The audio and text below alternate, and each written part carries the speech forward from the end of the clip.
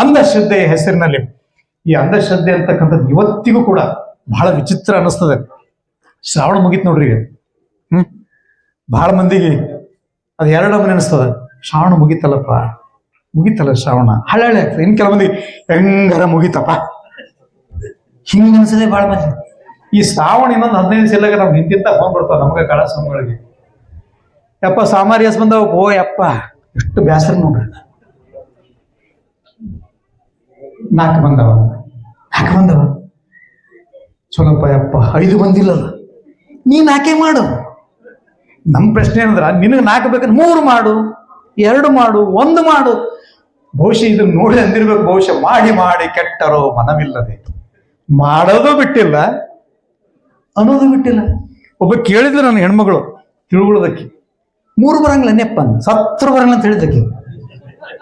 ನೀ ಬೇಕಾದ್ರೆ 3 ಆಚರಣೆ ಮಾಡ್ಬೋದು, ಅರೆ 3 ಹೆಂಗ್ ಸೋಮವಾರ ಬರ್ತಾವ 1 ತಿಂಗಳಿಗೆ ಅಂದ್ರೆ? ಅದಕ್ಕೆ ನಮ್ಮ ಅಕ್ಕಮಹಾದೇವಿ ವಾಚಿಕತೆ, ನಿಮ್ಗೆ ಏನಿದೆ ಹಿಂಗೆ ಬರೆದು ಕೊಟ್ಟದನ್ನ ಹಿಂಗೇ ಮಾಡ್ರಿ ಅಂತ ಏನಿಲ್ಲ, ನಿನಗಿದು ವಿಧಿಯೇ. ಚನ್ನಮಲ್ಲಿಕಾರ್ಜುನನ್ನ ಕೇಳ್ತಾಳಕಿ, ನಿಮಗಲ್ಲ. ನಾನು ಮನವೊಳೆದು ಮಾರು ಹೋಗಿ ನಿನ್ನ ಹತ್ರ ಬಂದು ನಿನ್ನ ಕೇಳ್ತೀನಲ್ಲ, ನನ್ನನ್ನು ಒಪ್ಪಿಕೊಳ್ಳಬೇಕಂತ ಅನ್ನೋದು ನಿನಗೇನು ವಿಧಿ ಇಲ್ಲ. ಆದ್ರ ಮುಂದೆ ಹೇಳ್ತಾಳೆ, ನೀನು ಒಲಿಯದಿದ್ದರೆ ನಾನು ಒಲಿಸುವ ಪರ್ಯಂತಯ್ಯ, ನೀನು ಒಲಿಯದಿದ್ದರೆ ನಿನ್ನನ್ನು ಒಲಿಸಿಕೊಳ್ಳುವ ಪರ್ಯಂತಯ್ಯ ಅಂತ ಕೇಳುವ ರೀತಿಯೊಳಗ ದೇವರನ್ನ ಎಷ್ಟು ಸರಳವಾಗಿ ಮಾತಾಡಿದ್ರಂದ್ರೆ, ಇವತ್ತಿಗೂ ಕೂಡ ನಮಗೆ ದೇವರ ಬಗ್ಗೆ 2 ಶಬ್ದಗಳ, ಒಂದು ಭಯ, ಇನ್ನೊಂದು ಭಕ್ತಿ. ಭಕ್ತಿ ಇದ್ರೆ ಸಮಸ್ಯೆ ಇಲ್ರಿ, ಏನು ಸಮಸ್ಯೆ ಇಲ್ಲ. ಭಕ್ತಿ ಇದ್ರೆ ಭಗವಂತ ಹೆಂಗ ಬೇಕಂಗ್ ನಡ್ಕೋಬಹುದು ನಮ್ಮ ಸಂಗಟ. ದಾಸ ಸಾಹಿತ್ಯ ಎಷ್ಟು ಚೆನ್ನಾಗಿ ಕೇಳ್ತಾರೆ, ಭಕ್ತ ವತ್ಸಲನೆಂಬ ಬಿರುದು ಪಡೆದ ಮೇಲೆ ಭಕ್ತರಾಧೀನರಾಗಿರಬೇಡವೇ. ನಿನಗೆ ಭಕ್ತ ವತ್ಸಲ ಅಂತ ಕರೆದಿವಿ, ನಾ ಹೇಳ್ದಂಗೆ ಕೇಳು ಅಂತ ದೇವ್ರಿಗೆ ಹೇಳ್ತಾರೆ. ಆದ್ರೆ ವಚನ ಸಾಹಿತ್ಯದಲ್ಲಿ ಎಷ್ಟು ದೇವರ ಜೊತೆಗೆ, ಇಲ್ಲಿ ನಗನೂರು ಅಂತ ಒಂದು ಊರಿದೆ, ನಿಮ್ಗೆಲ್ಲ ಗೊತ್ತಿದೆ. ಒಂದು ಕಾರ್ಯಕ್ರಮಕ್ಕೆ ಹೋಗಿದೆ. ಆ ಗ್ರಾಮದೇವಿ ಗುಡಿ ಮುಂದೆ ಹೋಗ ಮುಂದೆ ಜನ ಹೆಣ್ಮಕ್ಳು ಸೆರಗ ಅಡ್ಡಿಡ್ಕೊಂಡು ಹೋಗ್ತಾರೆ. ತಮ್ಮ ಸೆರಗ ನಿಂಗೆ ಅಡ್ಡಿಡ್ಕೊಂಡು ದೇವಿ ನೆರಳೇನು ಇವ್ರ ಮೈ ಮೇಲೆ ಬೀಳ್ಬಾರ್ದು, ಇವ್ರ ನೆರಳೇನು ದೇವಿ ಮೈ ಮೇಲೆ ಬೀಳ್ಬಾರ್ದು ಗೊತ್ತಿಲ್ಲ. ನಾನು ಒಂದಿವ್ಸ ಕೇಳಿದೆ, ಹಿಂಗ್ಯಾಕೆ ಮಾಡ್ತಾರೆ ನಿಮ್ಮ ಊರಾಗ ಅಂತ ಕೇಳಿದೆ. ನಮ್ಮ ದೇವ್ರು ಬೆಂಕಿದ್ದ, ನಾವು ಕರ್ಪೂರ ಹಿಡಿ ಮುಂದೆ ಉರಿತದ ನೋಡ್ಬೇಕು. ಬೆಂಕಿ ಇದ್ದಂಗೆ ಅಂದ್ರೆ ಹಿಂಗೆ ಸುಮ್ಮನೆ ಹಿಂಗೆ ಹಿಡಿದ್ರೆ, ಈಗ ಯಾಕೆ ಹಿಂಗೆ ಮಾಡ್ತೀರೋ ನೀವು? ನಿಮ್ಗೆ ಇನ್ನೂ ಗೊತ್ತಿಲ್ಲ ಆಕಿನ ಆಟ, ನಿನಗೇನು ಗೊತ್ತದ ಹೇಳ. ಹಿಂಗೆ ಸೆರಗ ಹಿಡ್ಕೊಂಡು ಹೋಗ್ಲಾರ್ದವ್ರು ಯಾರದ, ಜಳಕ ಮಾಡ್ಲಾರ್ದವ್ರು ಹಂಗೆ ಹೋಗ್ಬೇಕು. ಸ್ನಾನ ಮಾಡಿದ್ರು ಸೀದಾ ಹೋಗ್ಬೇಕು. ಜಳಕ ಮಾಡ್ಲಾರ್ದವ್ರು ಹಂಗೆ ಹೋದ್ರೆ ಏನಾಗ್ತದ ನಾನು ಕೇಳಿ. ಅವ ಸುಮ್ಮನ ಅಲ್ಲ, ಮತ್ತೆ ಹಂಗೆ ಹೋಗಿ ಎಷ್ಟು ಮಂದಿ ಸತ್ತಾರ, ಎಷ್ಟು ಮಂದಿ ಹಾರ್ಟ್ ಅಟ್ಯಾಕ್ ಆಗ್ಯದ, ಎಷ್ಟು ಮಂದಿ ಅಲ್ಲೇ ದಬಕ್ಕಂತ ಬಿದ್ದಾರ. ಮತ್ತೆ ಇದು ಏನು ಇರ್ಲಿಕ್ಕಂತಂದ್ರೆ ಇದನ್ನ ಯಾಕೆ ಹುಟ್ಟಿಸಿರಿ? ದೇವರು ಬೆಂಕಿ ಅಂತಲ್ಲ. ಒಂದು ವೇಳೆ ಅವನು ಬೆಂಕಿ ಆಗಿದ್ರೆ ಅವನು ದೇವರೇ ಅಲ್ಲ. ಅವತ್ತಿನ ಪ್ರವಚನದೊಳಗೆ ಈ ವಿಷಯ ಹೇಳಿ ಆರಾಮಾಗಿ ತಿರುಗಾಡಿ. ದೇವ್ರು ನೀವು ಎಷ್ಟು ದೂರ ಇಟ್ರು ಅಂದ್ರೆ, ದೇವರು ಮತ್ತು ಭಕ್ತ ಒಂದಾದ್ರು ಅಂತಂದ್ರೆ ಇವ್ರು ಬ್ಯಾಳಿ ಬೇಯಂಗಿಲ್ಲ. ಅದು ಸಮಸ್ಯೆ ಇರೋದು ಅದ ಬೇರೇನು. ಅದಕ್ಕೆ ನಮ್ಮ ಜನಪದದಲ್ಲಿ ಬಹಳ ಚೆನ್ನಾಗಿ ಹೇಳ್ತಾಳ ಒಬ್ಬ ಹೆಣ್ಮಗಳು, ದೇವರಿಗೆ ಬಂದಿನಿ ದಾರಿ ಬಿಡು ಪೂಜಾರಿ ಹೇಳ್ತಾಳಕ್ಕಿ. ಇವತ್ತು ನಾವು ಯಾವ್ದಾರ ಗುಡಿಗೆ ಹೋದ್ರೆ ಪೂಜಾರಿ ಅಂದ್ರೆ ನಮ್ಗೆ ಅವ ದೇವ್ರದ್ದು ಡೈರೆಕ್ಟ್ ಪ್ರತಿನಿಧಿ. ಅವ ಡೈರೆಕ್ಟ್ ಅಂದ್ರೆ ಅವ ನೈವೇದ್ಯ ಮಾಡವನೇ, ದೇವ್ರಿಗೆ ಉಣಸವನೇ, ಉಂಡಾನೆಲ್ಲ ನೋಡವನೇ, ನೀರು ಕುಡಿಸವನೇ. ದೇವರಿಗೆ ಬಂದೀನಿ ದಾರಿ ಬಿಡು ಪೂಜಾರಿ, ದೇವರಿಗೆ ನನಗ ಒಳ ಮಾತು. ಏನ್ ಚಂದ ಹೇಳ್ತಾಳ್ರಿ. ದೇವ್ರ ಸಂಗಟ ನನಗೆ ಪರ್ಸನಲ್ ಮಾತಾಡೋದು, ನೀ ಯಾಕೆ ಆಟ ನಿಂತಿದ್ದೀನಿ ನೇವತೆ ಹಿಡಿದು ಹೋಗಂಗ. ಪೂಜಾರಿ ಹೇಳುವ ಮಾತು, ದೇವರಿಗೆ ನನಗ ಒಳ ಮಾತು ಪೂಜಾರಿ, ಸುತ್ತೇಳು ಹಳ್ಳಿಗೆ ಬೇಡಿನಿ ಜಡಿ ಮಳೆಯ ಅಂತ ಹೇಳ್ತಾರೆ. ಸುತ್ತ 7 ಹಳ್ಳಿಗೆ ಸಮೃದ್ಧವಾದ ಮಳೆ ಕೊಡಂತ ಕೇಳಕ್ ಬಂದಿನಿ, ನೀ ಆಟ ನಿಂದ್ರಬೇಡಂತ ಆ ಪೂಜಾರಿ ನೀನು ಸರಿಸ್ತಾಳಲ್ಲ. ಬಹುಶಃ ಬಸವಣ್ಣನವರ ಸಾಹಿತ್ಯದ ಅವತ್ತಿನ ಪುರೋಹಿತ ವರ್ಗವನ್ನು ಸರಿಸಿದ್ದೆ ಈ ಜನಪದ ತಾಯಿಗೆ ಪ್ರೇರಕವಾಗಿ ನಿಂತಿತು ಅಂತ ನಾನು ಭಾವಿಸ್ತೀನಿ. ಅವತ್ತು ನಾನು ಇದನ್ನ ನನ್ನ ಪುರಾಣದೊಳಗೆ ಇದನ್ನ ಹೇಳಿದೆ. ಹಿಂಗ್ ನಿಮ್ಮೂರ ಹಿಂಗ್ ಮಾಡ್ತಾರ, ದೋತ್ರ ಹಿಡ್ಕೊಂಡು ಹೋಗ್ತಾರ, ಸೀರೆ ಹಿಡ್ಕೊಂಡು ಹಂಗಿಲ್ಲ ಅಂತ ಹೇಳಿ ಸ್ವಲ್ಪ ಒಂದಿಷ್ಟು ಭಯ ಕಡಿಮೆ ಮಾಡಿದ್ನಲ್ಲ. ನೀವು ಬರಬರಿ ಮಾಡಿಲ್ರಿ ಇವತ್ತು ನಮ್ಮ ಪುರಾಣ. ನಾವು ನಿಮಗೆ ಏನೋ ತಿಳ್ಕೊಂಡಿದ್ವಿ, ಏನೋ ನೀವೇನೋ ಮಾಡಿ ನಮಗೆ ಸತ್ತು ಹೊಡೆದ್ರಿ ಅಂತ ನಾವು ಕಡೆಗೆ.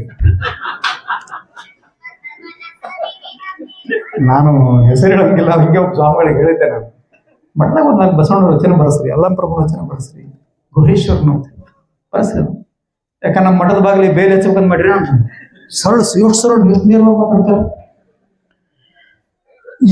ಈ ಕಾರಣಕ್ಕಾಗಿಯೇ ಅವತ್ತು ಜಗತ್ತನ್ನ ಬದುಕಿಸಿದ ಬಸವಣ್ಣ ತಿಳಿಸಿದ.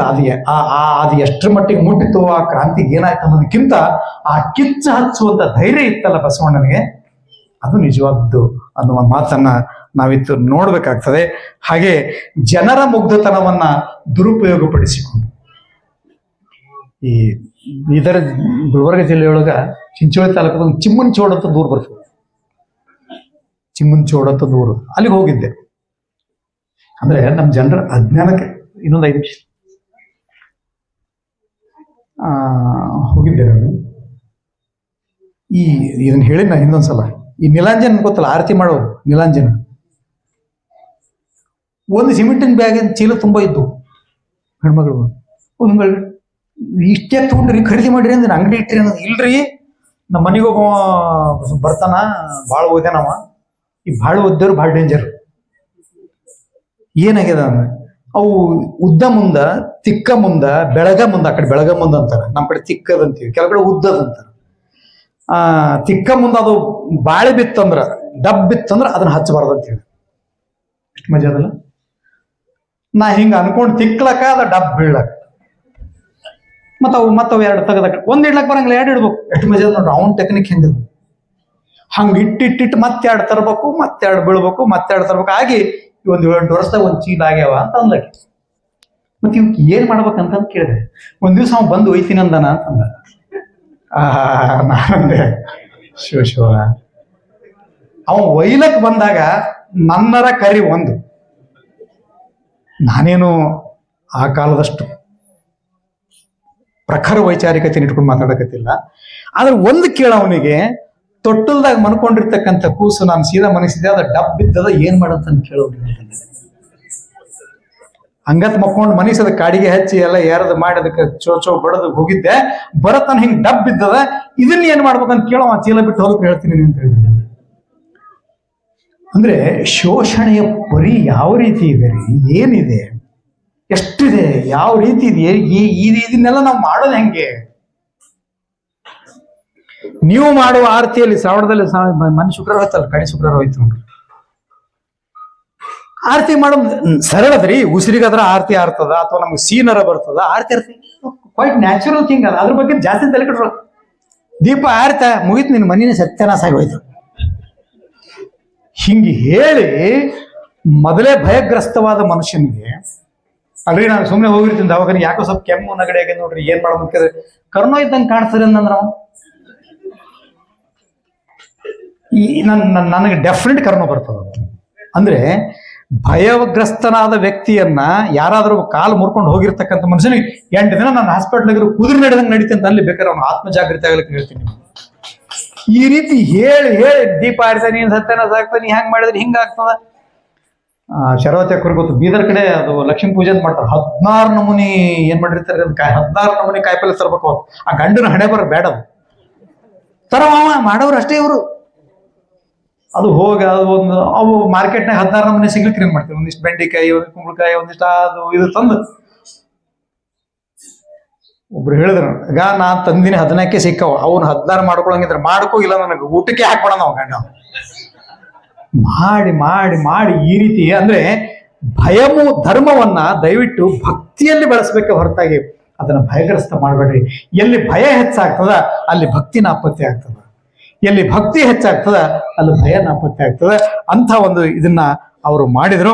ಹಾಗಾಗಿ ಈ ಎಲ್ಲವುಗಳನ್ನ ಹತ್ತಿದಿಂದ ನೋಡಿರ್ತಕ್ಕಂಥ ಬಸವಣ್ಣವರು ಅದರ ಪ್ರತಿಭಟನಾತ್ಮಕವಾಗಿ ಈ ಕೆಲಸವನ್ನ ಮಾಡಿದ್ರು ಅಂತ ನಮಗೆ ಗೊತ್ತಾಗ್ತದೆ. ಮತ್ತು ಅಷ್ಟು ಸಾವಿರ ವಚನಗಳಲ್ಲ, ಅವೆಲ್ಲ ಕಾವ್ಯದ ಉದ್ದೇಶ ಏನು ಅಂತ ನಮ್ಮ ವೈಯಾಕರಣಿ ಒಬ್ಬನು ಬಹಳ ಚೆನ್ನಾಗಿ ಹೇಳ್ತಾನೆ. ಕಾವ್ಯಂ ಯಶಸ್ಸೇ ಅರ್ಥಕೃತೆ ಶಿವೇತ ರಕ್ಷತೆ ಸದ್ಯ ಪರನಿರವೃತೆ ಕಾಂತಾ ಸಂಹಿತ ತಯೋಪದೇಶ ಯೋಜಿ. ಒಂದು ಕಾವ್ಯವನ್ನು ಬರೆದ್ರೆ ಅದು ಏನಾಗಿರ್ಬೇಕಂತಂದ್ರೆ ಅವನಿಗೆ ಯಶಸ್ಸನ್ನು ತಂದು ಕೊಡ್ಬೇಕು, ಇದು ಕಾವ್ಯದ ಉದ್ದೇಶ. ಆಮೇಲೆ ಹಣವನ್ನು ತಂದು ಕೊಡ್ಬೇಕು, ಆಮೇಲೆ ಶಿವನಂತೆ ಅವನನ್ನ ರಕ್ಷಣೆ ಮಾಡಬೇಕು, ಆಮೇಲೆ ಸಾಂಸಾರಿಕ ಚಿಂತನೆಗಳಿಂದ ಬಿಡುಗಡೆ ಮಾಡಬೇಕು, ಮತ್ತು ಹೆಂಡತಿ ಯಾವ ರೀತಿ ಗಂಡನ ಮನಸ್ಸನ್ನು ಒಲಿಸ್ತಾಳಲ್ಲ ಆ ರೀತಿ ಆ ಕಾವ್ಯ ಅವನನ್ನು ಒಲಿಸ್ಬೇಕು. ಇಷ್ಟು ಕಾವ್ಯದ ಪ್ರಯೋಜನ ಅಂತ ಹೇಳ್ತಾರೆ. ಆದರೆ ವಚನ ಸಾಹಿತ್ಯವನ್ನು ರಚನೆ ಮಾಡುವುದು ಯಾವುವೂ ಅವನ ಲೆಕ್ಕದಲ್ಲಿ ಇರಲಿಲ್ಲ. ಅದು ಕಾಂತಾ ಸಂಹಿತ ತಯೋಪದೇಶಿಯೂ ಆಗಿರ್ಲಿಲ್ಲ, ಅದು ಯಶಸ್ಸನ್ನು ತಂದುಕೊಡ್ಬೇಕಂತ ತಿಳ್ಕೊಂಡಿರ್ಲಿಲ್ಲ, ಅದು ಅರ್ಥವನ್ನು ತಂದುಕೊಡ್ಬೇಕಂತ ಅನ್ಕೊಂಡಿರ್ಲಿಲ್ಲ. ಯಾವುದಿಲ್ಲದೆ ಕೇವಲ ಜನ ಬದುಕಬೇಕೆಂದು ಬರೆದಿರ್ತಕ್ಕಂತಹ ವಚನ ಸಾಹಿತ್ಯವಾದ್ರಿಂದ ಬಸವಣ್ಣ ಸಾಂಸ್ಕೃತಿಕ ನಾಯಕನೂ ಹೌದು, ಜಗತ್ತನ್ನ ಬದುಕಿಸಿರ್ತಕ್ಕಂಥವನು ಅನ್ನುವಂಥ ವಿಚಾರವನ್ನ ಇಲ್ಲಿ ಹೇಳಬೇಕು. ಸುಮ್ಮನೆ